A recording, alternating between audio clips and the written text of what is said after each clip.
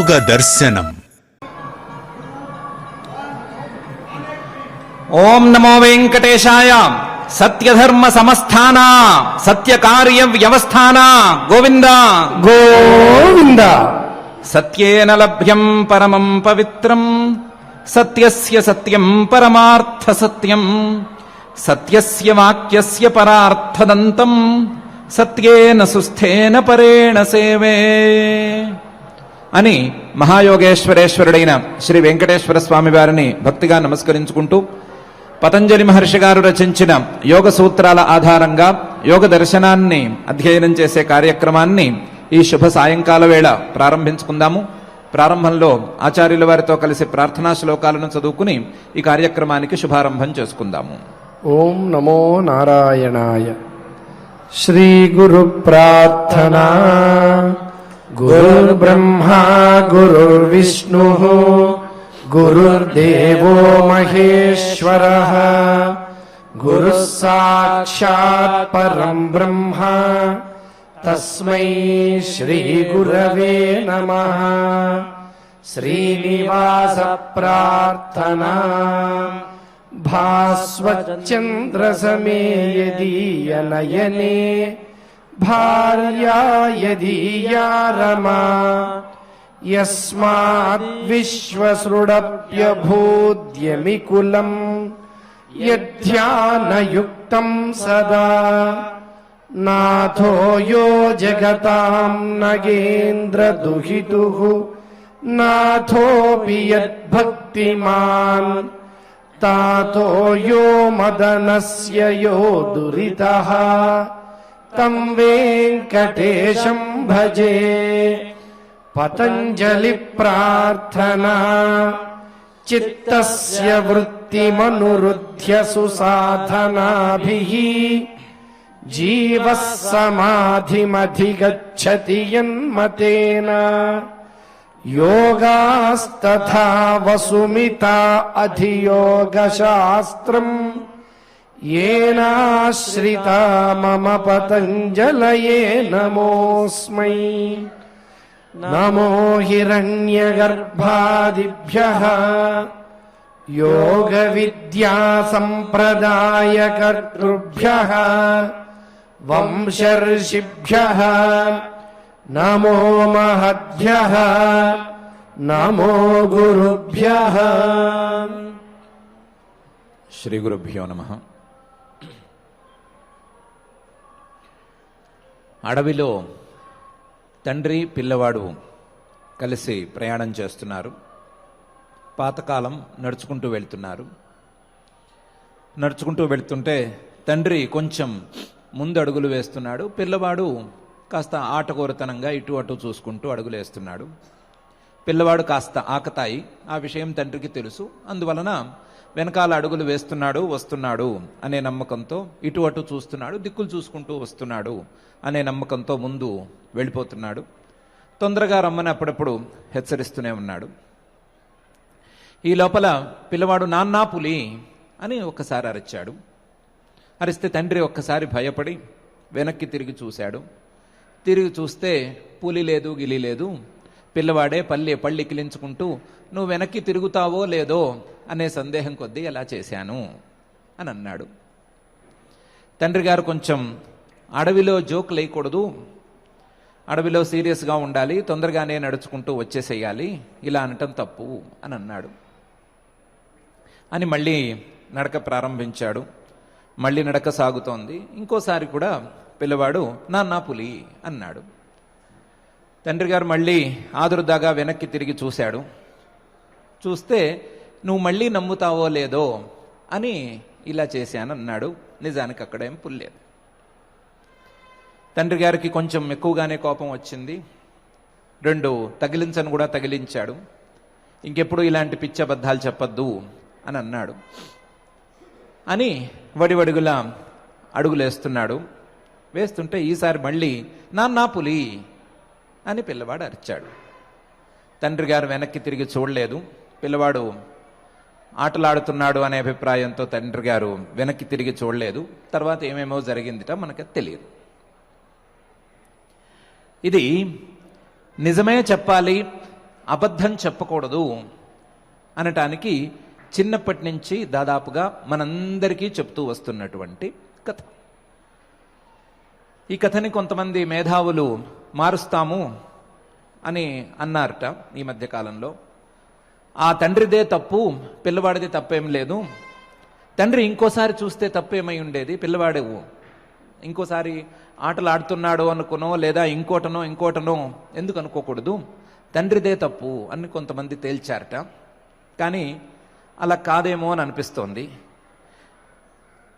పిల్లలకి నిజమే చెప్పాలి, అబద్ధం చెప్పకూడదు అనేటువంటి నిర్ణయం కలగటానికి వీలుగా ఉండే ఈ కల్పిత గాథని ఇంతకు మించి మార్చటానికి అవకాశం లేదు, ఇంతకు మించి మార్చవలసిన అవసరమూ లేదు.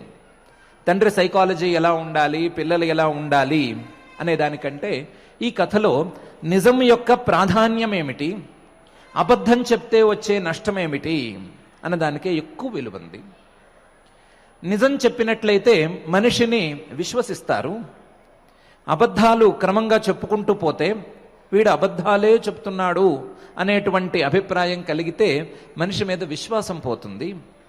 నిజం విశ్వాసాన్ని కలగజేస్తుంది, అబద్ధం విశ్వాసాన్ని పోగొడుతుంది అని చెప్పటానికి ఇది నికారసైనటువంటి ఉదాహరణ. దీన్ని మార్చటం సరి అయిన పద్ధతి కాదు. దీన్ని మార్చకుండా తండ్రి మంచితనం గురించి కావాలి అంటే వేరే కథ కల్పించుకోవచ్చు, ఆ కథలో తండ్రి మంచితనాన్ని నిరూపించుకోవచ్చు. కానీ నిజం అనేది మనిషి మీద విశ్వాసాన్ని కలిగిస్తుంది అని చిన్నప్పటి నుంచి ఎక్కించటానికి ఈ కథ చక్కగా ఉపయోగపడుతుంది. ఇదేమీ చిన్న మాట కాదు, చిన్న విషయమేమీ కాదు. కథారూపంలో ఉండేసరికి దీని మీద ఏమైనా విలువ మనకు తగ్గితే తగ్గచ్చు. కానీ ప్రజాపతి గారి కొడుకు ఆరుణి అనేటువంటి ఒక మహర్షి గారు బ్రహ్మగారి దగ్గరికి, ప్రజాపతి గారి దగ్గరికి వెళ్ళారు, తండ్రి గారి దగ్గరకు వెళ్ళారు.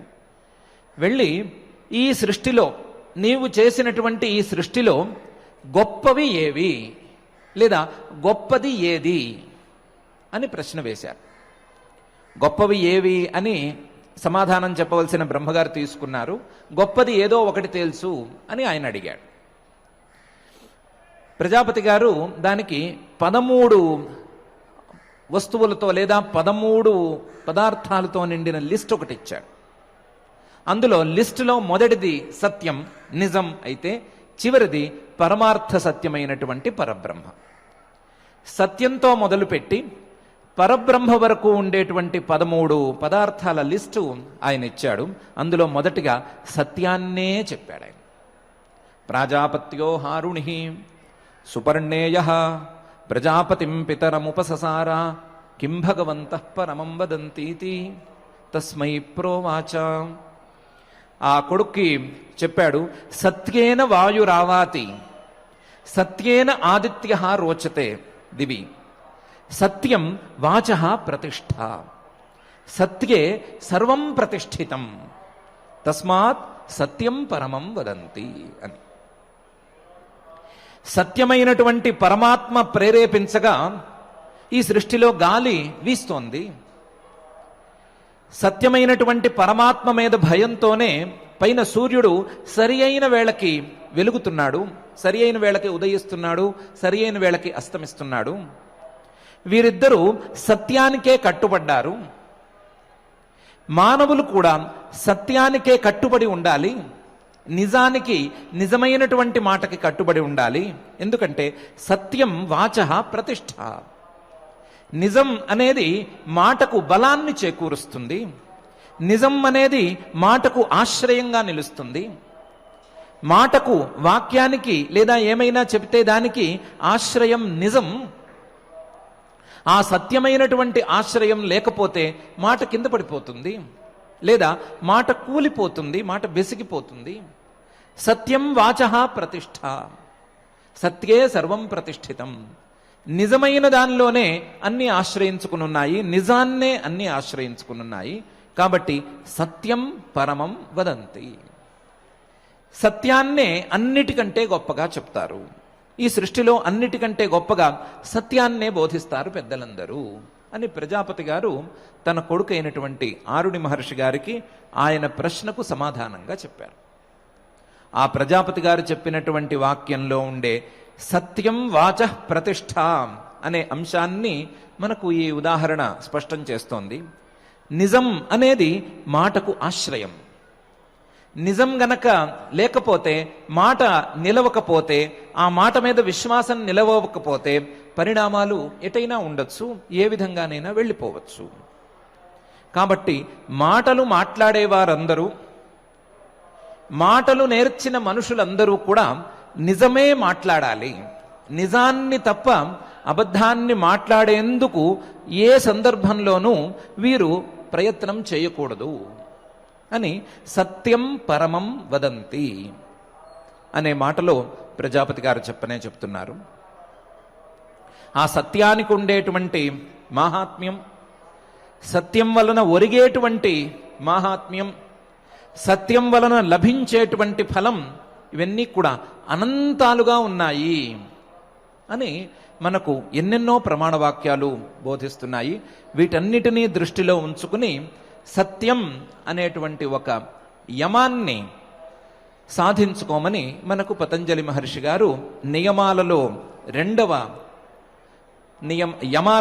రెండవ యమంగా సత్యం అనే దాన్ని పరిచయం చేశారు. మొదటిది అహింస అయితే రెండవది సత్యం అని పరిచయం చేశారు. ఈ సత్యం అనేది రకరకాలుగా ఉంటుంది. ఈ సత్యాన్ని పరిచయం చేసుకునేటప్పుడు దీని యొక్క ప్రవృత్తి లేదా ఇది ఎక్కడెక్కడ ఉంటుంది అనే విషయాన్ని ఒకసారి చూసుకుని తీరవలసిందే మనం. ఈ సత్యానికి మొదటి స్థానం మనస్సు అయితే, రెండవ స్థానం మాట వాక్యం అయితే, మూడవ స్థానం క్రియ. మనసులో మొదలు సత్యం అనేది ఉంటే, మాటలోంచి ఆ సత్యమే గనక బయటపడితే, ఆ మాటలోంచి బయటపడినటువంటి సత్యం క్రియారూపంగా గనక అదే విధంగా ఉన్నట్లయితే, ఇది 3 స్థానాలలో లేదా 3 దశలలో ఉండేటువంటి సత్యంగా నిలిచి ఉంటుంది.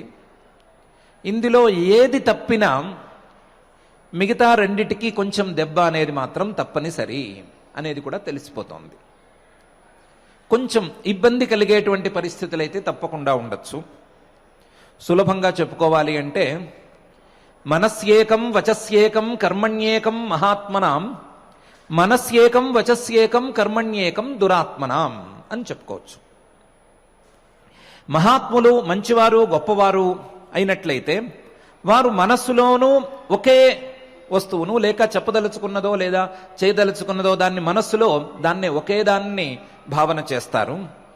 నోటితో దాన్నే చెప్తారు, క్రియలో కూడా దాన్నే చూపిస్తారు. ఏం చేస్తామని చెప్తారో అదే చేసి చూపిస్తారు. అయితే దురాత్ములు లేదా మనసులో సత్యం లేనివారు, సత్య బలం తెలియని వారు మనసులో ఒకటనుకుంటారు, బయటకి ఒకటి చెప్తారు, ఇంకొకటి చెప్తారు, క్రియారూపంలోకి వచ్చేసరికి ఇంకోటేదో చేస్తారు.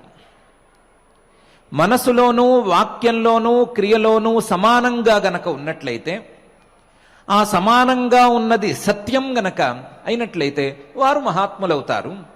మనసులో ఒకటి, వాక్యంలో ఒకటి, క్రియలో మరొకటి అయినట్లయితే, అందులోనూ అది అసత్యమే గనక అయినట్లయితే, ఇందులో ఏ ఒకటి సత్యమైనా సరే, మిగతా 2 కాకపోయినా సరే, ఏ ఒకటి అసత్యమైనా సరే వారు దురాత్ములు అనే పిలువబడతారు అని ఈ సుభాషితం మనకు తెలియ చెప్తోంది.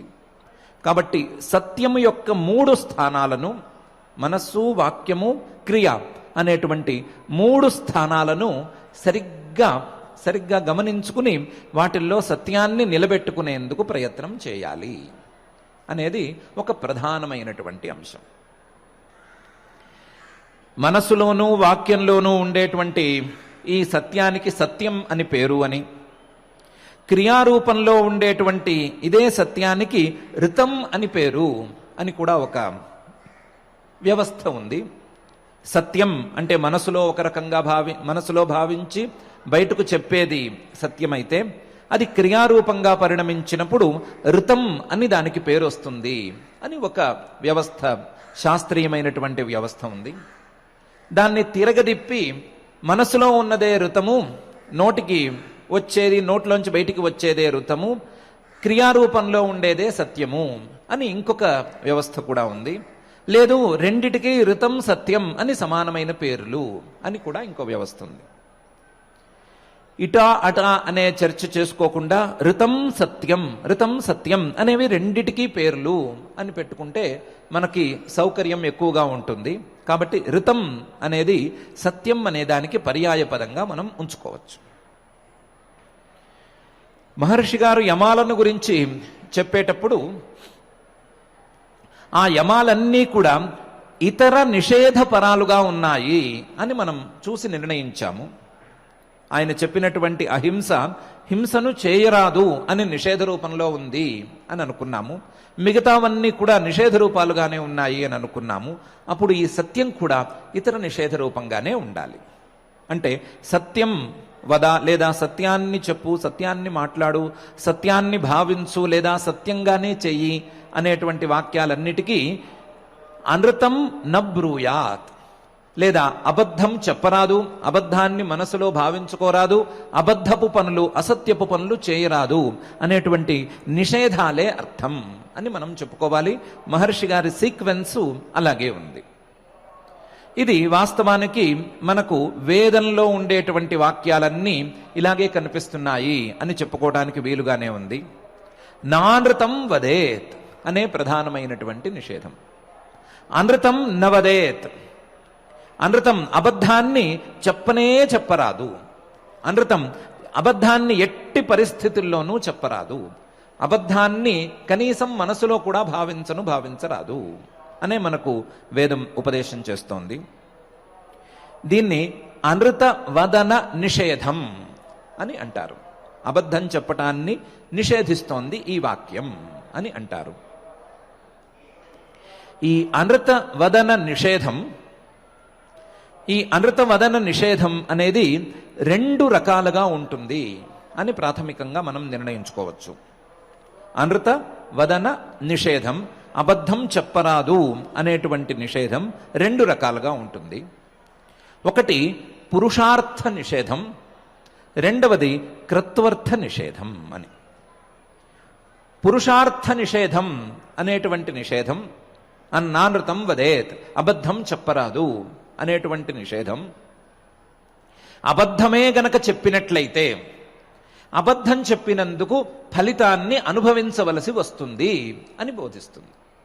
ఎలాగైతే మాహింస్యాత్ సర్వాభూతాని అనే వాక్యానికి నిన్నటి రోజున అర్థాన్ని నిర్ణయించుకున్నాము.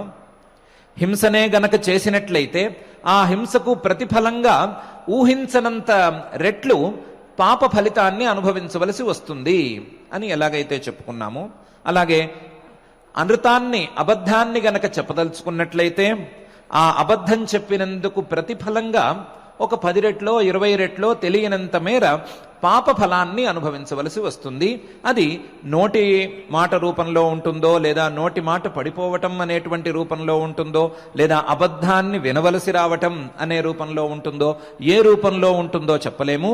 కానీ తీవ్రమైనటువంటి పరిణామాలు ఉంటాయి అని నా అనృతం వదేత్ అనేటువంటి నిషేధ వాక్యం చెప్తోంది. దీన్ని పురుషార్థ నిషేధం అని అంటారు. పురుషుడికి అంటే అబద్ధం చెప్పేటువంటి వాడికి దీని ద్వారా అనర్థం కలుగుతుంది అని బోధించి ఆ అనర్థాన్ని నివారించుకోవటానికి లేదా ఆ అనర్థం కలగకుండా ఆపుకోవటానికి అబద్ధం చెప్పకుండా ఉండేందుకు ప్రోత్సహించే వాక్యం ఇది. ఇది పురుషార్థ నిషేధం. ఇది కాక కృత్వర్థ నిషేధం అని ఇంకొక నిషేధం ఉంది. ఇది కొంచెం తమాషాగానే ఉంటుంది. లోకంలో మంచి పనులు చేసేవాళ్ళు చాలామంది ఉన్నారు, పుణ్యకార్యాలు చేసేవాళ్ళు చాలామంది ఉన్నారు, పుణ్యాలు తప్ప పాపాల జోలికి వెళ్ళని వాళ్ళు చాలామందే ఉన్నారు. కానీ ఈ పుణ్యాలు చేసేవాళ్ళకి, పుణ్యకార్యాలు చేసేవాళ్ళకి, మంచి పనులు చేసేవాళ్ళకి ఉండేటువంటి దురభ్యాసం ఈ అబద్ధం చెప్పటం. పుణ్యకార్యాలు చేయటానికి ఎన్ని అబద్ధాలు చెప్పినా తప్పు లేదు అని భావించుకోవటం. అబద్ధం చెప్పైనా సరే పుణ్యం చేసి తీరాలి, మంచి పని చేసి తీరాలి అనేటువంటి నిర్ణయాన్ని కలిగి ఉండటం. దానికి తెలుగులో ఒక పద్యాన్ని కూడా చెప్పటం. వారిజాక్షులందు వైవాహికములందు విత్త ప్రాణమాన భంగములందు అనుకుంటూ ఒక పద్యం కూడా చెప్పుకోవటం. అందులో వారిజాక్షులందు అనేదేమో పర్సనల్, వైవాహికములందు ఏమైనా మంచి వివాహం లాంటి మంచి పనులు చేయాలి అంటే అబద్ధం చెప్పొచ్చు. విత్త ప్రాణమాన భంగములందు ఇది మళ్ళీ పర్సనల్లే. నాకేమైనా విత్త ప్రాణాలు లాంటివి పోయే పరిస్థితి వస్తే, ప్రమాదాలు వస్తే అబద్ధం చెప్పచ్చు అనేటువంటి ఒక నిర్ణయం లోకంలో ఉంది. దానికి ఏదో చిన్నపాటి చిన్న చిన్న ప్రమాణ వాక్యాలు కూడా ఉన్నట్లు అనుమానంగా కూడా ఉంది. ముఖ్యంగా మంచి పనులు చేసేటప్పుడు, పుణ్యకార్యాలను చేసేటప్పుడు అబద్ధం చెప్తే తప్పు కాదు అనేటువంటి అభిప్రాయం ఉంది. ఈ అభిప్రాయం పూర్తిగా తప్పు. అబద్ధం చెప్పి ఎవరు పుణ్యకార్యాలను చేయనక్కర్లేదు అని చెప్పటానికి ఈ క్రత్వర్థ నిషేధం అని ఒక నిషేధం పైకి లేస్తోంది. మీరు ఒకవేళ నాకు ఎన్ని అనర్థాలు కలిగినా పర్వాలేదు, నేనేదో పుణ్యకార్యం చేయటానికి పూనుకున్నాను, ఈ పుణ్యకార్యం ద్వారా నాకు వచ్చే పుణ్యం ముందు ఈ అబద్ధం చెప్తే వచ్చేటువంటి పాపం లెక్కలేదు అని అనుకుంటారేమో. అలా అనుకోవటానికి ఏమీ వీల్లేదు. మీకు ఈ పుణ్యకార్యం ద్వారా రావలసినటువంటి సత్ఫలితాన్ని కూడా ఈ అబద్ధం చెప్పటం అనేది అడ్డుకుంటుంది లేదా తగ్గిస్తుంది. నానృతం వదేత్ క్రత్వర్థం. ఏ క్రతువు కోసమైతే, ఏ పుణ్యకార్యం కోసమైతే అబద్ధం చెప్పటాన్ని మొదలుపెట్టారో ఆ పుణ్యకార్యం తాలూకు పూర్తి ఫలం రాకుండా ఈ అబద్ధం అనేది అడ్డుకుంటుంది. కాబట్టి పుణ్యకార్యాలలో అబద్ధం చెప్పటం, పుణ్యకార్యాలను 10 అబద్ధాలు చెప్పైనా సరే సాధించాలి అని అనుకోవటం అనేది సరి అయిన అభిప్రాయం కాదు. పురుషార్థ నిషేధం అంటే పురుషుడికి అనర్థం కలగటం అనేది ఎంతవరకు నిజమో, ఎంత నిజమో అలాగే పురుషుడు చేసేటువంటి పుణ్యకార్యాలలోకి అబద్ధం ప్రవేశించటం అనేది ఆ పుణ్యకార్యాల యొక్క ఫలితాన్ని తగ్గిస్తుంది అనేది కూడా అంతే నిజం. కాబట్టి సాధారణమైనటువంటి పరిస్థితులలోనైనా కావచ్చు, లేదా పుణ్యకార్యాలు చేసేటువంటి పరిస్థితులలోనైనా కావచ్చు, అబద్ధం అనేది ప్రోత్సహించదగ్గ పరిణామమైతే కాదు అని ఈ పురుషార్థ క్రత్వర్థ నిషేధం, 2 రకాల నిషేధం మనకు తెలియచేస్తోంది. హింస దగ్గరకు వచ్చేటప్పటికి చిన్న చిన్న అమెండ్మెంట్స్ అనేది శాస్త్రం మనకు కల్పించింది. కానీ అబద్ధం దగ్గరకు వచ్చేసరికి ఇన్ని రకాల సౌకర్యాలను ఇవ్వటం లేదు. ఇన్ని రకాల సౌకర్యాలు లేవు. వారిజాక్షులందు అనే పద్యాన్ని ఏదైనా ప్రమాణవాక్యం ద్వారా తీసుకురావాలి అనంటే అలాంటి ఎక్స్ట్రీమ్ కండిషన్స్లో ఆ సందర్భాన్ని దాటటానికి పలికేటువంటి చిన్నపాటి అబద్ధం ఏమైనా ఉంటే అది ఎక్స్క్యూజ్డ్ అని కానీ, లేదా చిన్నపాటి ప్రాయశ్చిత్తాలతో, చిన్నపాటి దాసుని తప్పు దండంతో సరి అన్నంత లెవెల్లో వెళ్ళిపోతుందని కానీ చెప్పుకోవాలే తప్ప అది తప్పు కాదు అని మాత్రం చెప్పుకోవడానికి ఆస్కారం లేదు. ఎందుకంటే ఈ సత్యం యొక్క ప్రాధాన్యం లేదా అబద్ధం చెప్పకూడదు అనేటువంటి నిషేధం యొక్క ప్రాధాన్యం చాలా చాలా ఎక్కువ స్థాయిలో ఉంది. ఎంత ఎక్కువ స్థాయిలో ఉంది అంటే ఒకచోట ప్రశ్నోపనిషత్తులో ఉపనిషత్తే స్పష్టంగా చెప్తుంది, తేషామేవైష బ్రహ్మ విద్య న యేషు జింహమనృతం న మాయా చేతి అని. బ్రహ్మజ్ఞానం కలగాలి అంటే ఏం కావాలి అంటే అవి కావాలి ఇవి కావాలి అని లిస్ట్ అవుట్ చేస్తారు. అవన్నీ కాదు, ముందు మనసులోంచి వంచన చేసేటువంటి స్వభావం పోవాలి, కుటిలంగా వ్యవహరించటం అనే స్వభావం పోవాలి, మనసులో ఇతరులకు హాని తలపెట్టేటువంటి స్వభావం పోవాలి, అలాగే అబద్ధం చెప్పే అలవాటు పోవాలి. అనృతం ఏషాం న తేషామేవైష బ్రహ్మ విద్య. ఎవరి నోటిలోనైతే అబద్ధం రానే రాదో, ఎవరి నోటిలోకైతే అబద్ధం ప్రవేశించదో అటువంటి వారికే బ్రహ్మ విద్య కలుగుతుంది. అటువంటి వారికి తప్ప అబద్ధంతో సంబంధం ఉన్న వారికి బ్రహ్మ విద్య కలగదు అని చెప్తోంది. బ్రహ్మ విద్య కలగదు అని చెబుతోంది. బ్రహ్మ విద్య కలగదు అని ఎందుకు చెబుతోంది అంటే అబద్ధం తాలూకు ప్రభావం అంత తీవ్రంగా ఉంటుంది అని చెప్పటానికే చెబుతోంది. అబద్ధం చెప్పటం గనక చిన్నపాటి తప్పే అయితే, పెద్ద నెగ్లిజిబుల్ అనే స్థాయిలో గనక ఉన్నట్లయితే అలాంటి వారికి బ్రహ్మజ్ఞానం కలగనే కలగదు అని శాస్త్రం ఎందుకు చెబుతుంది? కాబట్టి అబద్ధం అనేది చాలా చాలా పెద్ద తప్పు అని మనకు ఈ ఉపనిషద్వాక్యం బోధిస్తోంది. అబద్ధంతో సంబంధం ఉన్నవాడికి అసలు జ్ఞానం వైపు అడుగులే పడవు, జ్ఞానం వైపు వాడి సాధన సాగనే సాగదు అని స్పష్టంగానే చెబుతోంది. అబద్ధంతో సంబంధం ఉన్నవాడికి, అబద్ధంతో కనీసపు సంబంధాలు ఉన్నవాడికి జ్ఞాన మార్గంలోకి అడుగులే పడవు అని చెప్పటానికి మన దగ్గర చాలానే ఉదాహరణలు ఉన్నాయి. చాలా దృష్టాంతాలు ఉన్నాయి. కానీ వాటిలోకి వెళ్లే ముందు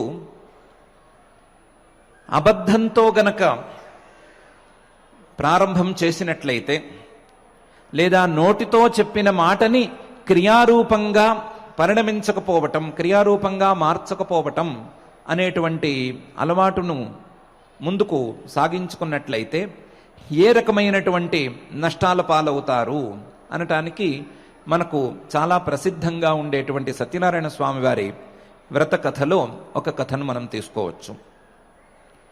అందులో ఒక రాజుగారు భద్రశైలా నదీ తీరంలో కూర్చొని వ్రతం చేసుకుంటున్నారు. సత్యనారాయణ స్వామి వారి వ్రతం చేసుకుంటున్నారు. ఆ వ్రతాన్ని చూడటానికి సాధువు అనేటువంటి ఒక వ్యాపారి గారు వచ్చారు.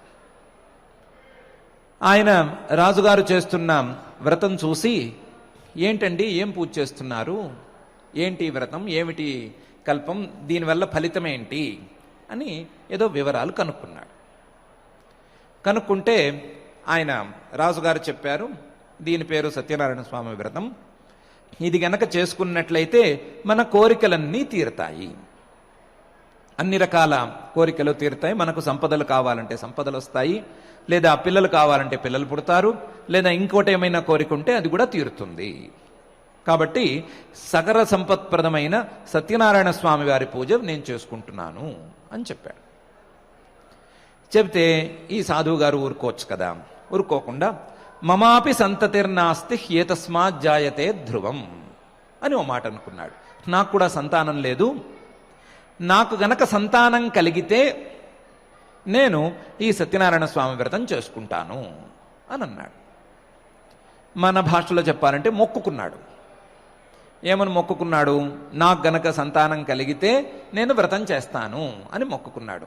ముందే చేసి సంతానం కలుగుతుందో లేదో చూసుకోవచ్చు కదా, అంత టైం లేదో ఏమిటో మనకు తెలియదు, ఆయన షెడ్యూల్ ఏంటి అని మనకు సరిగ్గా అర్థం కాదు. అందుకని ఆయన మాత్రం మొక్కుకుని ఊరుకున్నాడు. అంతవరకు పాపం ఆయనకి సంతానం కలగలేదు, దంపతులు పాపం ఇబ్బంది పడుతున్నారు. ఆవిడికి మొత్తం మీద గర్భోత్పత్తి జరిగింది. 10 నెలలు గడిచినాయి. గడిచిన తర్వాత చక్కటి ఆడపిల్ల పుట్టింది. పుట్టిన వెంటనే భార్య గుర్తు చేసింది. ఏమని? సంతానం కలిగిన వెంటనే వ్రతం చేస్తానన్నారు, వ్రతం చేయండి ఇప్పుడు అని. ఆయన అన్నాడు, నాకు టైం లేదు, కంగారేం లేదు, ఆడపిల్ల కదా, ఆడపిల్లకి పెళ్లి చేసేంత వరకు మధ్యలో పెద్ద ప్రోగ్రామ్స్ ఏం లేవు, అందుకని ఈ పిల్ల వివాహ సమయంలో చేస్తాను, వివాహ సమయే తస్యాహ కరిష్యామి వ్రతం ప్రియే అని చెప్పాడు. ఈవిడికి పిల్లకి వివాహం చేయాలి కదా, వివాహ సమయంలో చేద్దాము అని అన్నాడు. వివాహ సమయం దాకా ఎందుకు తోశాడు?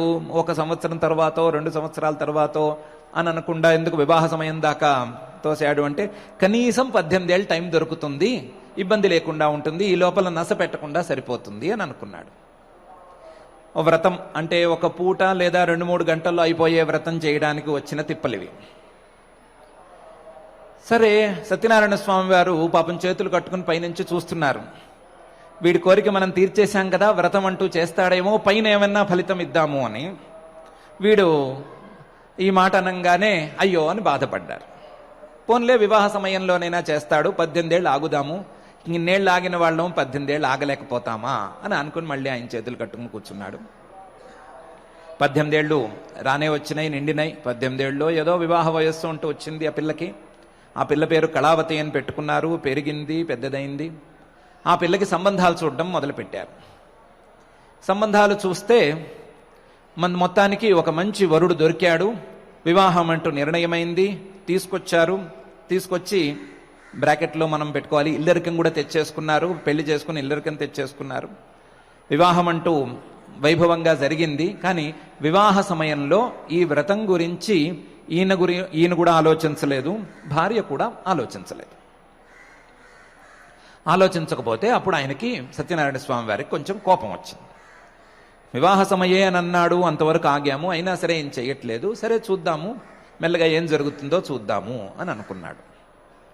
ఈ లోపల ఈ సాధువు గారు అల్లుణ్ణి తీసుకుని వ్యాపారం కోసమని సముద్రం మీదకు వేరే దేశానికి వెళ్ళాడు. అక్కడ వేరే దేశంలో చాలా చక్కగా వ్యాపారం చేసుకుని అన్ని మూటలు కట్టుకుని మళ్ళీ తిరిగి స్వదేశానికి ప్రయాణం అవుదాము అని అనుకుని రాత్రిపూట ఎక్కడో ఒక చోట పడుకున్నారు. అది చంద్రకేతు అనేటువంటి రాజుగారి రాజ్యం. ఆ రాజ్యంలో ఆ రోజు రాజుగారి ఇంట్లోనే ఒక దొంగతనం జరిగింది. ఆ దొంగలు ఈ సాధువు గారి అల్లుడు గారు పడుకున్నటువంటి సత్రం వైపుగా పరిగెత్తుకుంటూ వెళ్ళారు. రాజభటులు వాళ్ళని వెంబడిస్తూ పాపం దొంగల కంటే భటులు తొందరగా అలసిపోతారు కదా, కొంచెం అలసిపోయినట్టున్నారు వీళ్ళు. కొంచెం వీళ్ళ వేగం మందగించి వీళ్ళు ఉండే సత్రం దగ్గరకు వచ్చేసరికి కొంచెం నిదానంగా పరిగెత్తి ఒకసారి పక్కకి చూస్తారు కదా, మూటలు పెట్టుకుని ఇద్దరు నిద్రపోతున్నారు. దాంతో భటులకు ఏమనిపించిందంటే, వీళ్ళు దొంగలే, మూటలు కట్టుకొచ్చేశారు, దొంగతనం చేసుకొచ్చింది, ఈ మూటలు కట్టుకున్న దొంగల్ని గనక తీసుకెళ్లి రాజుగారికి ఒప్పచెప్తే ఇబ్బంది లేకుండా సరిపోతుంది, మనకి పరిగెత్తే ప్రయాస తగ్గుతుంది, వీళ్ళు తొందరగా దొరికేశారు అని. దాంతో వాళ్ళిద్దరినీ తీసుకెళ్లి రాజుగారికి విన్నవించారు. రాజుగారేమో వేరే హడావిడిలో ఉండి ఇది చూడకుండా మొదలు కారాగారంలో పడేసేయండి అని అన్నాడు. కారాగారంలో పడేశారు. ఆ మూటలన్నీ కూడా రాజుగారి ఖజానాలోకి చేరిపోయినాయి. ఏముంది ఎంతుంది అనే లెక్క లేకుండా రాజుగారి ఖజానాలోకి చేరిపోయినాయి. జైల్లో వీళ్ళ మాటలు పట్టించుకునే వాళ్ళు ఎవరు లేరు. వాళ్ళకేదో కూడు పెడుతున్నారు, అది తింటూ వీళ్ళు కాలక్షేపం చేయవలసి వస్తుంది. ఈ లోపల ఏమైంది, ఊళ్ళో కూడా వీళ్ళ ఇంట్లో దొంగలు పడ్డారు. వీళ్ళ ఇంట్లో దొంగలు పడి ఉన్న డబ్బంతా దోచుకుపోయారు. తినటానికి కూడా తిండి లేక వీళ్ళని అడగవలసినటువంటి పరిస్థితి దాపురించింది. వీళ్ళకి ఉన్న ఇల్లు ఉంది కానీ ఇంట్లో ఏమీ డబ్బు లేదు, ఉన్నదంతా దోచుకుపోయారు దొంగలు. ఆ కళావతి గారి తల్లి వీళ్ళిద్దరూ ఇబ్బంది పడుతూ ఉండగా ఒకరోజు కళావతి అనే పిల్లకి, ఆ కూతురికి సత్యనారాయణ స్వామి వారి వ్రతం ఎక్కడో ఏదో ఇంట్లో చూడటం అనేది తటస్థించింది. ఆవిడ తీసుకొచ్చి తల్లిగారికి చెప్పింది. అప్పుడు తల్లిగారు, అవును మనం వ్రతం చేస్తామన్నాము, అది మర్చిపోవటం వలన ఇలాంటి దుస్థితి వచ్చింది, అక్కడి నుంచి వేరే దేశం నుంచి వార్తలు రావట్లేదు, ఇంట్లోనేమో డబ్బు లేదు, అంతా దొంగల పాలైపోయింది, దీనికి ఏమైనా మనం పరిష్కారం చేసేసుకోవాలి, వెంటనే వ్రతం చేసేసుకోవాలి. సత్యనారాయణ స్వామి వారి వ్రతం వరకు స్త్రీలు విడిగా చేసుకోవచ్చు అనే ఉంది, విడిగా ఎవరికి వారైనా చేసుకోవచ్చు, దంపతులైనా కలిసి కూర్చుని చేసుకోవచ్చు అని ఉంది, కాబట్టి ఇబ్బంది ఏం లేదు, ముందు ఒక వ్రతం చేసేసుకుందాము అని వాళ్ళు కూర్చుని వ్రతం చేసేసుకోవటం మొదలుపెట్టారు. ఒకసారి వ్రతం చేసిన తర్వాత, వ్రతం అంటూ వాళ్ళ ఇంట్లో జరిగిన తర్వాత కాస్త సత్యనారాయణ స్వామి వారికి కోపం తగ్గింది. కోపం తగ్గింది అని చెప్పినా ఒకటే, వీరు చేసినటువంటి తప్పు తగ్గింది అని చెప్పుకున్నా ఒకటే. తప్పుకి పరమాత్మ కోపానికి పెద్ద తేడా లేదు. మనం చేసే తప్పు, పరమాత్మ కోపం రెండూ ఒకటే.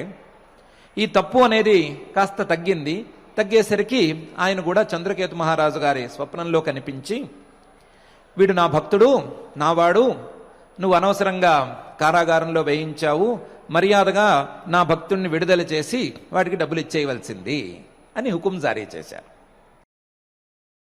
చంద్రకేతు మహారాజు గారు లేచి వాళ్ళిద్దరిని తీసుకురండి అన్నారు. వాళ్ళిద్దరిని తీసుకొచ్చారు.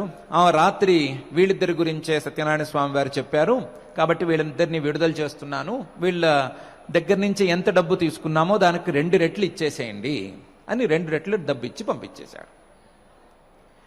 వాస్తవానికి ఇదంతా మనం చెప్పుకున్నది ఇంతవరకు ఉపోద్ఘాతం వరకే. దీనికి మనం చెప్పదలుచుకున్న విషయానికి పూర్తి సంబంధం లేదు. ఇంత ఉపోద్ఘాతం లేకపోతే మనం చెప్పదలుచుకున్న విషయం నిలబడదు కాబట్టి ఇది చెప్పుకున్నాం. ఇక్కడి నుంచి మన దృష్టాంతం మొదలవుతోంది. ఈ సాధువు గారు అల్లుడు గారు ఇద్దరు జాగ్రత్తగా అక్కడి నుంచి ప్రయాణం ప్రారంభించారు. ఓడలోకి సరుకంతా ఎక్కించుకున్నారు. సరుకంటే ఇప్పుడు చంద్రకేతు మహారాజు గారు ఇచ్చిన 2 ధనం ఇదంతా ఓడలోకి ఎక్కించుకున్నారు. ఎక్కించుకుని ప్రయాణం ప్రారంభించారు. ఓడ ఒక్కొక్క రేవులోనూ ఆగి మళ్ళీ ప్రయాణం చేస్తోంది. ఓడ ప్రయాణం అంటే ఒకేసారి చేసేందుకు వీల్లేదు. ఒక్కొక్క రేవులో ఆగాల్సి వస్తుంది. మంచినీళ్ళ కోసమనో, ఆహారం కోసమనో, ఇంకో కారణం కోసమనో ఓడలంటే ఆగుతూ ఉండవలసి వస్తుంది. అలా ఒక్కొక్క రేవులో ఆగుతోంది. ఒక రేవులో ఒక యతీశ్వరుడు ఈ దీంట్లోకి ఎక్కాడు, ఓడలోకి ఎక్కాడు. ఎక్కి అన్నీ చూస్తున్నాడు. అన్నీ చూస్తూ, ఏమయ్యా మీ ఓడలో ఏ సరుకుంది అని అడిగాడు. మీ ఓడలో ఏం సరుకుంది అని అడిగాడు. అప్పటికి ఈ సాధువు గారికి ఈ అల్లుడికి రాజుగారు పెట్టిన ఈ కారాగార శిక్ష తాలూకు టార్చర్ తాలూకు భయం పోయింది. కొంచెం ధైర్యం పెరిగింది, కొంచెం మదం కూడా పెరిగింది. వాళ్ళు ఈ సన్యాసిని చూస్తే కాస్త లోకువుగా చూసి, ఏంటి ఏం కావాలి నీకు, ఏం కావాలని చూస్తున్నావు, మా దగ్గర నుంచి ఏమన్నా డబ్బులు అవన్నీ ఎత్తుకుపోదాం అనుకుంటున్నావా, లేదా మా రాజముద్ర తీసుకెళ్ళిపోదాం అనుకుంటున్నావా, ఏమనుకుంటున్నావు, కథం పృచ్ఛసి భోదండిన్ ముద్రాం నేతుం కిమిచ్చసి లతాపత్రాదికంచైవ వర్తతే తరణవు మమ అని చెప్పాడు. ఏం లేదు, ఆ రేవులో ఆ దేశంలో తీగలు ఆకులు బాగా ఉంటాయి, దొరుకుతాయని వింటే అవన్నీ మూటలు కట్టుకుని ఓడలో వేసుకున్నాము, ఇవన్నీ ఆకులు తీగలు అని చెప్పారు. అది నవ్వుతూ వేళాకోళం చేయటానికి చెప్పారు. ఈ విన్నటువంటి యతీశ్వరుడు ఏమీ ఫీల్ అవ్వకుండా సత్యం భవతు తే వచః అనేసి పై రేవులో దిగేశాడు. వీళ్ళేమో లతాపత్రాదికంచైవ అన్నారు, అంటే ఈయన మాత్రం సత్యం భవతు తే వచః అన్నాడు. నువ్వు చెప్పింది నిజం కావాలి అని చెప్పేసి దిగిపోయాడు. పై రేవులో ఈయన దిగిపోయాడు. దిగి ఓ చోట నుంచుని చేతులు కట్టుకుని చూస్తున్నాడు. వీళ్ళు ఆ రోజు లేచారు, ఆ రేవులో లేచారు. లేచి చూస్తారు, ఏదో తేడాగా ఉంది, అంత తేడాగా ఉంది, ఏమై ఉండొచ్చా అని చూస్తున్నారు. అసలు ఈ ఓడ కాస్త పైకి లేచింది. కాస్త ఎందుకు లేచింది అంటే, నిన్నటిదాకా బాగా డబ్బుల సంచులు ఉండేవి, అందుకని బాగా లోపలికి దిగబడి ఉండేది.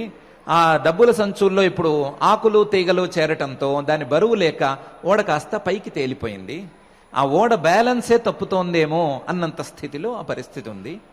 ఏమైంది అని సంచులు తెరిచి చూస్తే మొత్తం ఉన్నవన్నీ ఆకులు తీగలే ఉన్నాయి. ఆ సత్యం భవతు తే వచః అన్నవాడు కాస్త అక్కడ నుంచునున్నాడు. వీళ్ళకి కాస్త అప్పటికి మదం దిగింది. డబ్బులు పోతే ఎవరికి దిగదులేండి, వీళ్ళకి మదం కాస్త దిగిపోయింది. దిగిపోయి ముందు రేవులో దిగిపోయి ఆ యతీశ్వరుడి కాళ్ళ మీద పడ్డారు. పడ్డి, అయ్యా మీరు మమ్మల్ని దండించారు, మమ్మల్ని ఇలా దండించవద్దు, మా డబ్బులు మాత్రం ఏం చేయవద్దు అని వాళ్ళ భాషలో వాళ్ళు వేడుకున్నారు. అప్పుడు ఆయన చెప్పాడు, నువ్వు అసత్యపరాయణుడుగా ఉన్నావు, అసత్యం చెప్పటమే నీ యొక్క స్వభావంగా మారిపోయింది. నువ్వు చెప్తున్న మాటకి చేస్తున్న పనికి సంబంధం లేదు. అక్కడ ఉన్నటువంటి పరిస్థితికి నువ్వు చెప్తున్న మాటకి సంబంధం లేదు. అసత్యమే నీ యొక్క స్వభావంగా మారిపోయింది. నీ క్రియలు అసత్యపూర్ణంగా ఉన్నాయి, నీ మాటలు అసత్యపూర్ణంగా ఉన్నాయి, మొత్తం అసత్యమే నీ జీవితం అయిపోతోంది. ఇలాంటి అసత్యమయమైన జీవితాన్ని లేదా ఇలాంటి అసత్యాలను చెప్పేటువంటి అలవాటులను పోగొట్టుకోవటానికే ఈ సత్యనారాయణ స్వామి వ్రతమనో ఇంకోటనో పెట్టాము. పెడితే నువ్వు ఈ సందర్భంలో కూడా అసత్యాలే పలికితే ఇంకా చేసేదేముంటుంది? అందుకని నీ మాట నిజం కావాలి అని నేను చెప్పాను. నీలో సత్యప్రతిష్ఠ లేదు, నీలో నిజం చెప్పేటువంటి అలవాటు లేదు, చెప్పిన దాన్ని నిజం చేసుకునేటువంటి అలవాటు కూడా లేదు. ఈ 2 అలవాట్లు మంచివి కావు. నిజం చెప్పే అలవాటు ఉండాలి, చెప్పిన దాన్ని నిజం చేసుకునేటువంటి అలవాటు ఉండాలి. ఈ 2 రకాల అలవాటు లేవు కాబట్టి నిన్ను దండించవలసి వచ్చింది అని చెప్పాడు.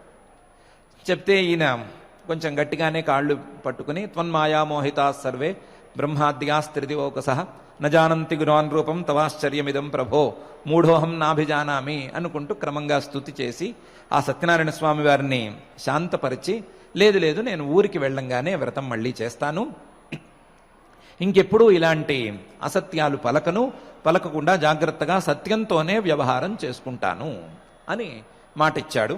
ఆ మాటను సత్యనారాయణ స్వామి వారు కూడా నమ్మి ఆ తీగల్ని మళ్ళీ ధనంగా మార్చారు. ధనంగా మార్చిన తర్వాత వీళ్ళు ప్రయాణం చేశారు. ప్రయాణం చేసి మళ్ళీ ఊరొచ్చారు.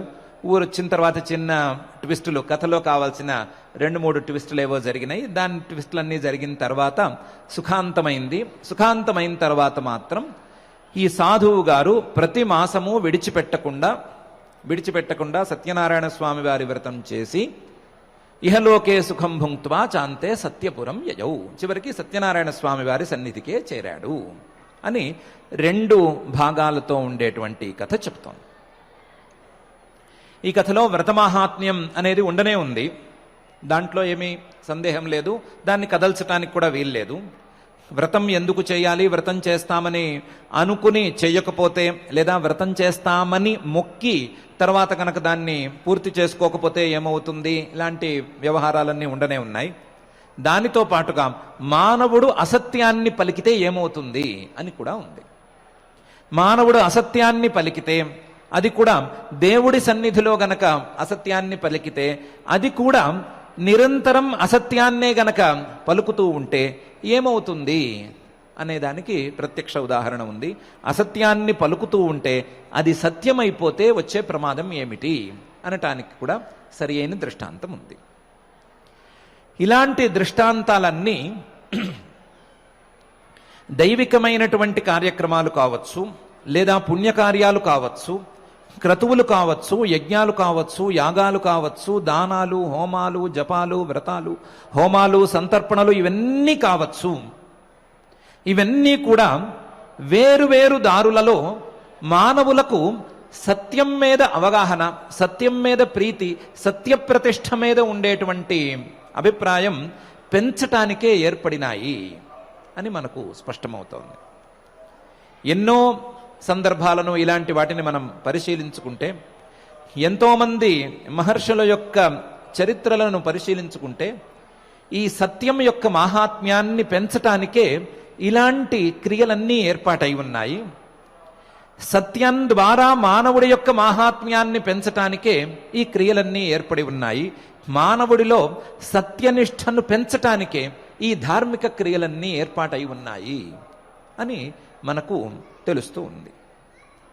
ఈ సత్యనిష్ట గనక మానవుడికి పెరిగినట్లయితే, ఈ సత్యం మీద ఉండేటువంటి శ్రద్ధ గనక మానవుడికి పెరిగినట్లయితే, మానవుడు తన స్థాయి నుండి సాధక స్థాయిని కూడా దాటి సిద్ధ స్థాయిని పొందుతాడు అనటానికి కూడా ఉదాహరణలు కోకొల్లలుగా ఉన్నాయి.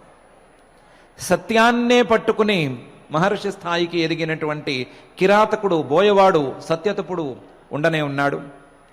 సత్యాన్ని పట్టుకుని మహర్షి స్థాయికి ఎదిగినటువంటి శునశ్శేపుడు, మహానుభావుడు కూడా ఉండనే ఉన్నాడు. సత్యాన్ని నమ్ముకున్నటువంటి విశ్వామిత్ర మహర్షి గారు ఉండనే ఉన్నాడు. అసత్యం నుండి సత్యం వైపుకు ప్రయాణం చేసినటువంటి హరిశ్చంద్ర మహారాజు గారు ఉండనే ఉన్నారు.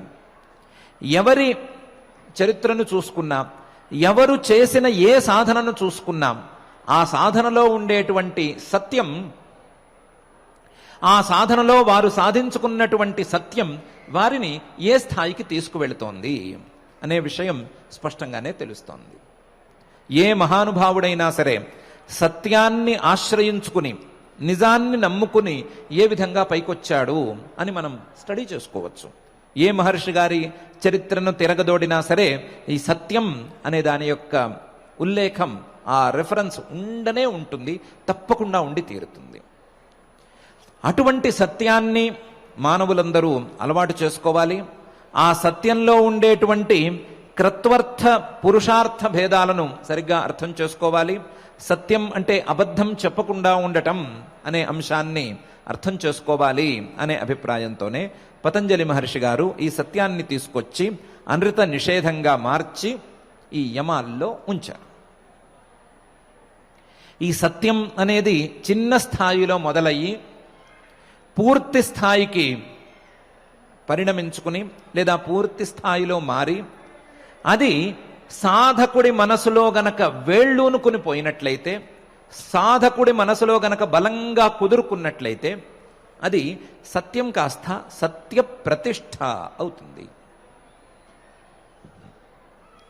ఈ సత్య ప్రతిష్ఠ అనేటువంటి దశకు గనక సాధకుడు చేరుకున్నట్లయితే సత్యాన్ని చెప్పటం, సత్యాన్ని అలవాటు చేసుకోవటం, సత్యాన్నే చెప్పటం, సత్యాన్నే మాట్లాడటం, సత్యాన్నే భావించటం, సత్యంగానే చేయటం అనేటువంటి అలవాటులన్నిటినీ దాటి దాటి సత్య ప్రతిష్ఠ అనేటువంటి స్థాయికి గనక చేరుకున్నట్లయితే ఆ సత్య ప్రతిష్ఠను సాధించినటువంటి సిద్ధుడు ఏ ఫలితాన్ని పొందుతాడు అనే విషయాన్ని పతంజలి మహర్షి గారు తమ 2వ పాదంలోని అహింసాఫల సూత్రం తర్వాతి సూత్రంలో ఇలా చెప్తున్నారు. సత్య ప్రతిష్ఠాయాం క్రియాఫలాశ్రయత్వం అని. సత్యం గనక ప్రతిష్ఠితంగా ఉన్నట్లయితే, సత్యం అనేది ఒక ప్రతిష్ఠితమైన స్థిరమైన చోటుకి లేదా టాప్ ఎండ్కి గనక చేరుకున్నట్లయితే ఆ యోగి లేదా ఆ సిద్ధుడు ఆ సత్యప్రతిష్టను సాధించినటువంటి వాడు ఏమంటే అది జరుగుతుంది. క్రియాఫలాశ్రయత్వం. ఆ సిద్ధుడు నీకు ఫలానా క్రియ కలగాలి అంటే క్రియ కలిగిపోతుంది. క్రియతో సంబంధం లేకుండా నీకు ఫలితం కావాలి, ఫలితం రావాలి అని అనుకుంటే ఫలితం కూడా వచ్చేస్తుంది. ఆ సిద్ధుడు గనక ఎవరినైనా చూసి నీవు ధార్మికుడివి కావాలి, నీకు ధర్మం సిద్ధించుగాక అని అంటే ఎంత అధార్మికుడుగా ఉండేవాడైనా సరే వాడు ధార్మికుడు అయిపోతాడు. ఎవరి మీదైనా సరే తీరని దయ కలిగి ఈ ధర్మంతో నిమిత్తం లేకుండా, ఈ క్రియతో నిమిత్తం లేకుండా నీవు స్వర్గానికి పో లేదా నీవు ఫలానా ఫలితాన్ని అందుకో అని అంటే ఆ సదరు వ్యక్తి అందుకోవలసిందే. ఆ సదరు వ్యక్తి ధర్మం వైపు ఉన్నాడా లేదా అతను ఆ పుణ్యం చేసుకున్నాడా లేదా ఇలాంటి విచారణ కూడా ఏమీ లేదు. ఈ యోగి యొక్క సామర్థ్యం వలన సామాన్య నియమాలను కూడా ఉల్లంఘించి వ్యక్తికి ఫలితం కలుగుతుంది. సత్యప్రతిష్ఠాయాం క్రియా ఫలాశ్రయత్వం. సత్యం గనక ప్రతిష్ఠితంగా ఉంటే, నిలబడిపోతే దాని వలన యోగి యొక్క మాట చెల్లుతుంది. ఎంత చెల్లుతుంది? క్రియ విషయంలోనైనా చెల్లుతుంది, ఫలం విషయంలోనైనా చెల్లుతుంది. సాధారణ స్థాయిలో ఉన్నప్పుడు సత్యం కేవలం విశ్వాసాన్ని పుట్టిస్తుంది, నిజం విశ్వాసాన్ని కలగజేస్తుంది, వినేవాడి మనసులో విశ్వాసాన్ని కలగజేస్తుంది. ఇలా ప్రతిష్ఠితమైనటువంటి స్థాయిలో ఉండేటువంటి సత్యం విశ్వాసాన్ని మించి క్రియాఫలాశ్రయత్వాన్ని కలగజేస్తుంది అని మహర్షి గారు అంటున్నారు. సత్య ప్రతిష్ఠాయాం క్రియాఫలాశ్రయత్వం అని. ఈ సత్య ప్రతిష్టతో క్రియాఫలాశ్రయత్వాన్ని చూపించినటువంటి వారు ఎంతోమంది మహానుభావులు ఉండనే ఉన్నారు. విశ్వామిత్ర మహర్షి గారు నీకు స్వర్గం లభించుగాక అని అంటే త్రిశంకు మహారాజు గారు స్వర్గంలోకి వెళ్ళలేదా? అక్కడ వాళ్ళు తోసేస్తే కింద పడుతుంటే నువ్వు ఉన్న చోటే నీకు స్వర్గం పుట్టుగాక అంటే అక్కడ స్వర్గం పుట్టలేదా? ఎక్కడి నుంచి పుట్టుకొచ్చింది ఇది అని అంటే విశ్వామిత్ర మహర్షి గారి సత్యప్రతిష్ఠ అని చెప్పి తీరాలి. విశ్వామిత్ర మహర్షి గారు చేసినటువంటి సత్య తపస్సుకి ఫలితంగా ఆయనకు ప్రతిష్టంగా ఆ క్రియా ఫలాశ్రయత్వం అనేది ప్రత్యక్షంగానే ఉంది. అయోగ్యుడైనా సరే త్రిశంకు మహారాజు గారికి అంతటి స్వర్గం, అంతటి విశేషమైనటువంటి స్వర్గవాసం లభించటం అనేది జరగనే జరిగింది. దీనికి ఇంకొక ముఖం చూసుకుంటే, ఇంకొక ముఖాన్ని గనక చూసుకుంటే, మైత్రేయ మహర్షి గారు అని ఒక మహర్షి గారు, చాలా పెద్ద మహర్షి గారు, 12 ఏళ్ల మహర్షి గారు, వయసులో పెద్ద కాదు, చిన్న పిల్లవాడు, 12 ఏళ్ల దగ్గర ఫిక్స్ అయిపోయినవాడు. అక్కడి నుంచి వయసు పెరగట్లేదు ఆయనకి, చూడ్డానికి చిన్న పిల్లవాళ్ళలా ఉంటాడు. ఆయన ఒకరోజు ధృతరాష్ట్ర మహారాజు గారి దగ్గరకు వచ్చాడు. వచ్చి ఆ మాటలు ఈ మాటలు మాట్లాడుతున్నాడు. ధృతరాష్ట్ర మహారాజు గారు కూడా ఆయన్ని గౌరవిస్తున్నాడు. గౌరవించడానికి వేరే కారణం ఉంది. అంతకుముందే వ్యాస మహర్షి గారు వచ్చి నీ దగ్గరికి మైత్రేయ మహర్షి గారు వస్తున్నారు, ఆయన దగ్గర పిల్లాటలు ఆడద్దు, జాగ్రత్తగా ఉండు అని హెచ్చరించి వెళ్ళాడు. అందుకని ధృతరాష్ట్ర మహారాజు గారు గౌరవంగా మాట్లాడుతున్నాడు మైత్రేయ మహర్షి గారి విషయంలో. ఈ లోపల దుర్యోధనుడిని కూడా పిలిపించారు. పెద్ద మనిషి వచ్చాడు, పెద్ద మనిషిని ఆయన కూడా దండం పెట్టుకుంటాడు, మొక్కుకుంటాడు అని పిలిపించారు. పిలిపిస్తే దుర్యోధనుడు వచ్చాడు. వచ్చినవాడు ఏదో మొక్కుబడిగా మొక్కాడు. కూర్చుని ఏదో తన పని తాను చేసుకుంటున్నాడు. ఆయనకి కూర్చోబెట్టి మైత్రేయ మహర్షి గారు చెప్పాడు, నువ్వు చేస్తున్నది అధర్మం, ఇలా చేయకూడదు, పాండవులకు అన్యాయం చేయకూడదు, ఇలా అధర్మ మార్గంలో ఉండకూడదు, వాళ్ళ రాజ్యాన్ని లాక్కోకూడదు, ఇలా వాళ్ళని అడవుల పాలు చేయకూడదు, ఉన్నదాన్ని ఉన్నట్టు అన్నిటినీ క్యాన్సిల్ చేసేసి మళ్ళీ వాళ్ళని వెనక్కి తప్పించండి, వాళ్ళ రాజ్యం వాళ్ళకి ఇవ్వండి అని వరుసగా ఈయన మాటలు చెప్తున్నాడు. మొదటి 2 మాటలకి దుర్యోధనుడు ఏదో బదులు చెప్పాడు. తర్వాత ఈ పిల్లాడికి నేను బదులు చెప్పేదేంటి అని బదులు చెప్పకుండా కాళ్ళు ఏదో కింద నేల మీద రాస్తూ తొడలు గోక్కుంటూ కూర్చున్నాడు. ఆయన పాపం మైత్రేయ మహర్షి గారు శాంతమైన మహర్షి, చెప్తున్నాడు. ఆయనకు ఒక్క క్షణం విసుగొచ్చి తీవ్రమైన కోపం వచ్చి, నేను ఇంత పెద్ద మనిషిని నీ మంచి కోరి ఇంత మాటలు చెప్తుంటే విన్నావో వినలేదో దేవుడెరుగు, కనీసం సామాన్య మర్యాదలు కూడా పాటించట్లేదు కదా, ఏ తొడలనైతే నువ్వు గోక్కుంటున్నావో ఆ తొడలు విరిగి నువ్వు పడిపోతావు, ఆ తొడలు విరిగి పడిపోయినా సరే నువ్వు ప్రదర్శిస్తున్న అహంకారం నీకు పోదు, నీ అహంకారం అలాగే ఉండగా ఆ అహంకారం తీరకుండానే నువ్వు మరణిస్తావు అని ఓ శాపం పెట్టాడు. యాజ్ యూజువల్ దుర్యోధనుడు పెద్దగా లెక్క చేయలేదు. 12 ఏళ్ళ బచ్చాగాడు, మనల్ని ఏమనేదేముంది, మనం అంటే మహారాజులం అని అనుకున్నాడు. ధృతరాష్ట్రుడికి కాస్త యోగ సిద్ధి అది ఉంది. ఆయనకు కొంచెం భయం వేసి మైత్రేయ మహర్షి గారి కాళ్ళ మీద పడి, అయ్యా అంత మాట అనకండి, ఆ పిల్లవాడిని అలా మీరు శపించకండి, మీరు ఏమైనా దీనికి పరిష్కారం చెప్పండి అని వినయంగానే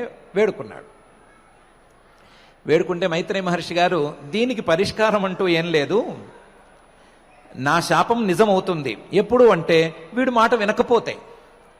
నా శాపానికి పరిష్కారం ఏంటి అంటే ఇంతవరకు నేను చెప్పింది ఆచరించటమే. నేను చెప్పింది గనక చేస్తే ఈ శాపం ఫలించదు, చేయకపోతే మాత్రం ఇది జరిగి తీరేదే. ఎందుకంటే ఆల్రెడీ భీముడు ప్రతిజ్ఞ చేశాడు, అది జరిగేదే అని చెప్పి అక్కడి నుంచి వెళ్ళిపోయాడు. భీముడు ప్రతిజ్ఞ చేసినందుకు ఈయన తొడలు విరిగినాయా, దుర్యోధనుడి తొడలు విరిగినాయా, లేకపోతే మైత్రేయ మహర్షి గారు పెట్టినటువంటి శాపానికి తొడలు విరిగినాయా అని అంటే సందేహం లేకుండా చెప్పచ్చు, మైత్రేయ మహర్షి గారు పెట్టిన మాటకే, ఆ శాపానికే దుర్యోధనుడి తొడలు విరిగినాయి. ఎందుకంటే మైత్రేయ మహర్షి గారికి సత్యప్రతిష్ఠ అనేది ఉంది.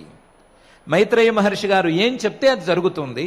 ఆయనతో మంచి చెప్పించుకోవటం అనేది వీళ్ళ ముందున్న ఆప్షన్, అది చేసుకోలేకపోయారు. ఆయనతో అలాంటి వాడికి, అంత శాంతమూర్తికి కూడా కోపం కలిగించి ఆయనతో చెడు మాటలు అనిపించుకున్నారు. అది జరిగింది, దాన్ని చూసుకున్నారు, ఇది జరిగింది. కాబట్టి సత్యప్రతిష్ఠ అనేది ఇలా కూడా ఉంటుంది. వారు కోపం వచ్చి వారొక మాట అంటే అది సాగటం అనేది కూడా ఉంటుంది. వారికి దయ కలిగి నీకు ఇలా మంచి ఫలితం కలగాలి అంటే అది కూడా కలుగుతుంది. 2 వైపులా ఈ సత్యప్రతిష్ఠ అనేది ఫలితాన్ని చూపిస్తుంది.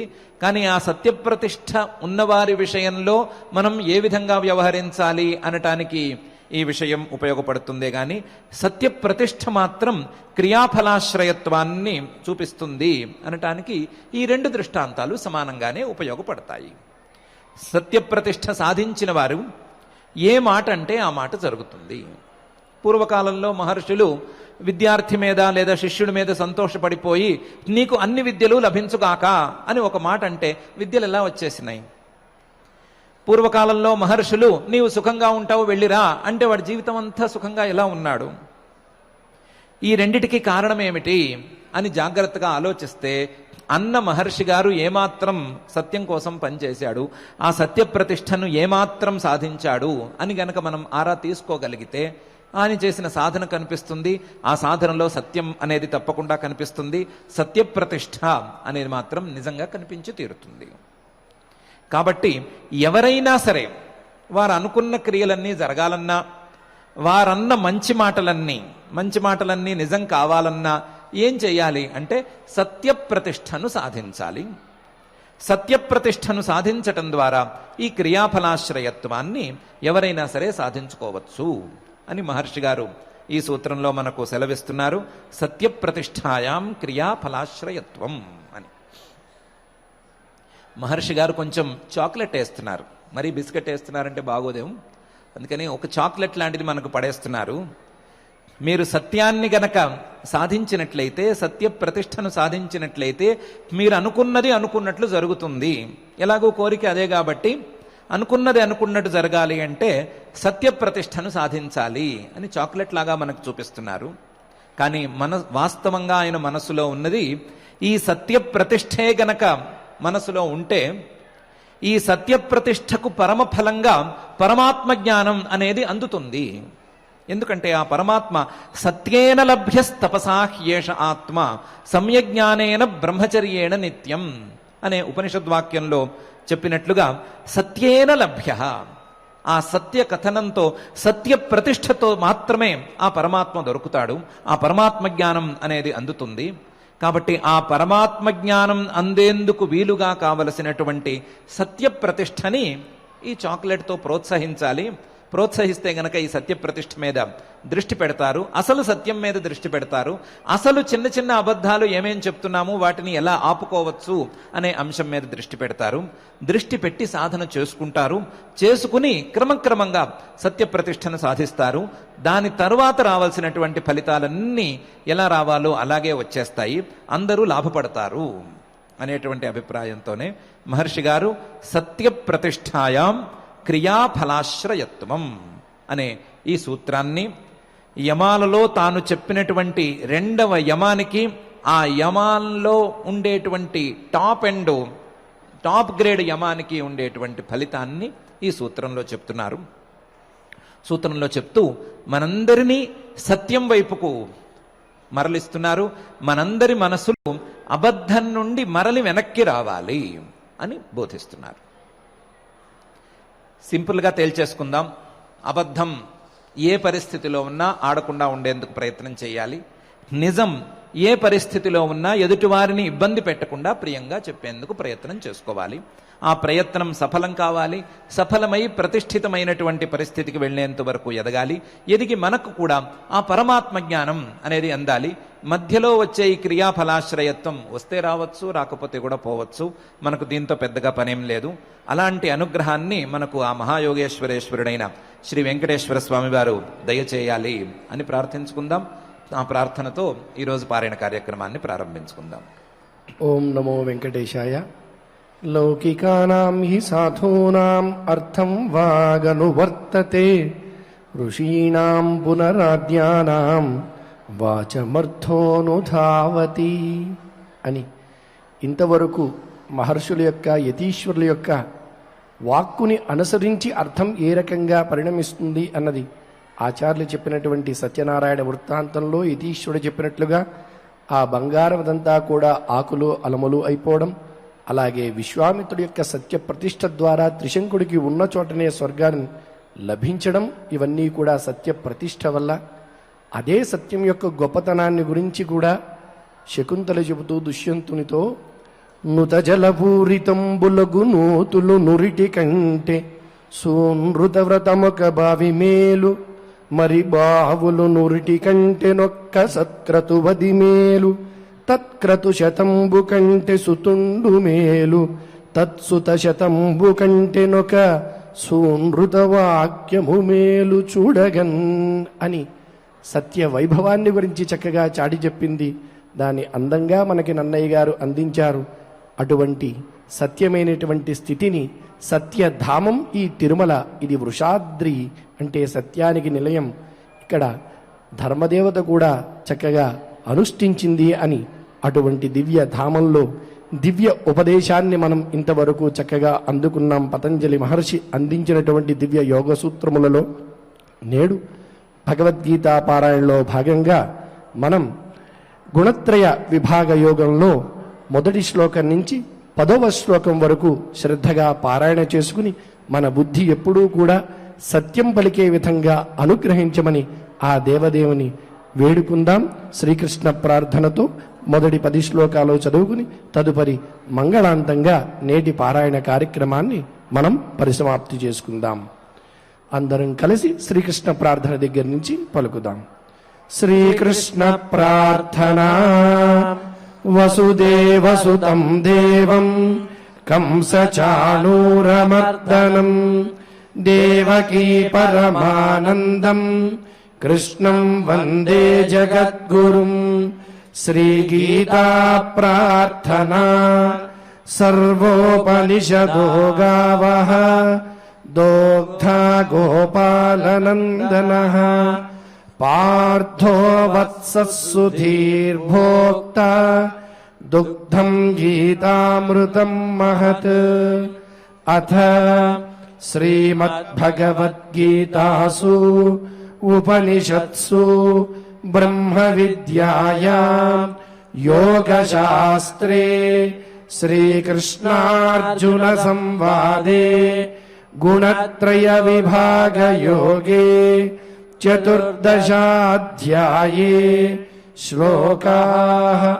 శ్రీభగవానువాచ పరం భూయః ప్రవక్ష్యామి జ్ఞానానాం జ్ఞానముత్తమం యజ్ఞాత్వా మునయః సర్వే పరాం సిద్ధిమితో గతాః. ఇదం జ్ఞానముపాశ్రిత్య మమ సాధర్మ్యమాగతాః.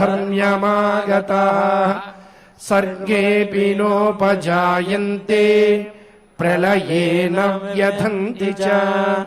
మమ యోనిర్మహద్ బ్రహ్మ తస్మిన్ గర్భం దధామ్యహం. సంభవః సర్వభూతానాం తతో భవతి భారత. సర్వయోనిషు కౌంతేయ మూర్తయః సంభవంతి యాః. తాసాం బ్రహ్మ మహద్యోనిః అహం బీజః ప్రదః పితా. సత్వం రజస్తమ ఇతి గుణాః ప్రకృతి సంభవాః. నిబధ్నంతి మహాబాహో దేహే దేహినమవ్యయం. తత్ర సత్వం నిర్మలత్వాత్ ప్రకాశకమనామయం. సుఖసంగేన బధ్నాతి జ్ఞానసంగేన చానఘ. రజో రాగాత్మకం విద్ధి తృష్ణాసంగసముద్భవం. తన్నిబధ్నాతి కౌంతేయ కర్మసంగేన దేహినం. తమస్త్వజ్ఞానజం విద్ధి మోహనం సర్వదేహినాం. ప్రమాదాలస్య నిద్రాభిః తన్నిబధ్నాతి భారత. సత్వం సుఖే సంజయతి రజః కర్మణి భారత. జ్ఞానమావృత్య తు తమః ప్రమాదే సంజయత్యుత. రజస్తమశ్చాభిభూయః సత్వం భవతి భారత. రజః సత్వం తమశ్చైవ తమః సత్వం రజస్తథా. ఇతి శ్రీమద్భగవద్గీతాసు ఉపనిషత్సు బ్రహ్మ విద్యాయాం యోగశాస్త్రే శ్రీకృష్ణార్జున సంవాదే గుణత్రయ విభాగ యోగే చతుర్దశాధ్యాయే శ్లోకాః. యత్ర యోగేశ్వరః కృష్ణః యత్ర పార్థో ధనుర్ధరః తత్ర శ్రీర్విజయో భూతిః ధ్రువా నీతిర్మతిర్మమ. అథ క్షమా ప్రార్థనా యదక్షరపదభ్రష్టం మాత్రాహీనం చ యద్భవేత్ తత్సర్వం క్షమ్యతాం దేవ నారాయణ నమోస్తుతే. అథ భగవత్సమర్పణం కాయేన వాచా మనసేంద్రియైర్వా బుద్ధ్యాత్మనా వా ప్రకృతే స్వభావాత్ కరోమి యద్యత్ సకలం పరస్మై నారాయణాయేతి సమర్పయామి.